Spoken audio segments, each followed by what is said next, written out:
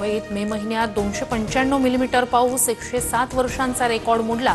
सकाळपासून झालेल्या पावसानं दादर, वांद्रे, सायन, भायखळा, अंधेरी आणि उपनगरातील रस्ते पाण्याखाली, वाहन चालकांची मोठी कसरत। मुख्यमंत्री देवेंद्र फडणवीस यांच्याकडून राज्यातील पावसाच्या स्थितीचा आढावा, संपूर्ण प्रशासनाला अलर्ट मोडवर राहण्याच्या सूचना। ज्या ठिकाणी नुकसान झालं तिथे तात्काळ पंचनामे करण्याचे आदेश। ठाण्यात पुढील 24 तासात मुसळधार पाऊस पडण्याची शक्यता, नागरिकांनी सतर्क राहण्याच्या मंत्रालयातील आपत्ती कक्षाकडून सूचना। उपमुख्यमंत्री शिंदेंकडून आपत्ती व्यवस्थापन अधिकाऱ्यांशी चर्चा।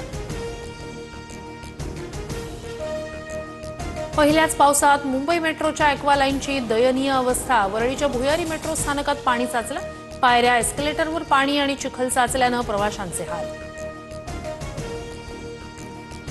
भाजप आणि मिंधेंच्या टोळीकडून 3 वर्ष मुंबई महापालिकेची फक्त लूट, एका पावसात भ्रष्टाचार उघड पडला। भुयारी मेट्रो मार्गातील पाण्यावरून उद्धव ठाकरेंचा हल्लाबोल। मेट्रो स्थानकाच्या संरक्षक भिंतीचं काम अपूर्ण असल्यानं पाणी शिरलं, काम लवकरच पूर्ण करणार। वरळी मेट्रो स्थानकाच्या दयनीय स्थितीनंतर उपमुख्यमंत्री शिंदेंची प्रतिक्रिया।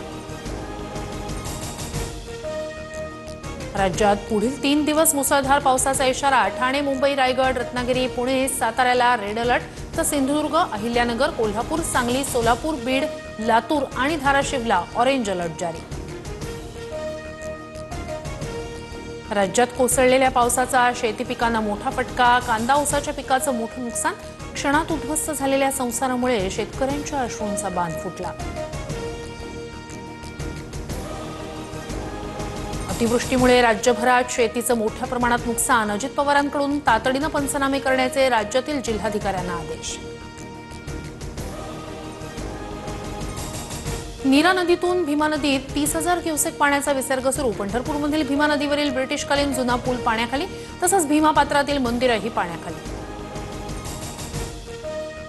बदलापूरमधील रेल्वेच्या भुयारी मार्गात कार टाकणं चालकाच्या अंगलट, चालक कसा बस्सा बाहेर पडला, मात्र कार पूर्णपणे पाण्यात बुडाली।